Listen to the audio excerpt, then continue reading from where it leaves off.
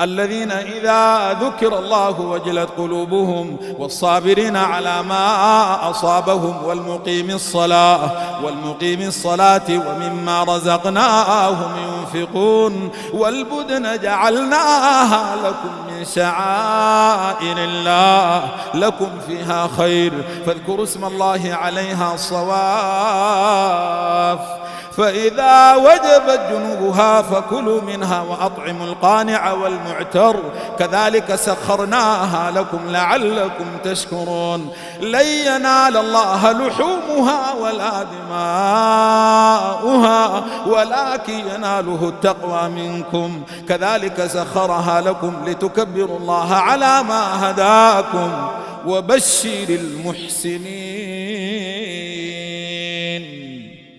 الله أكبر.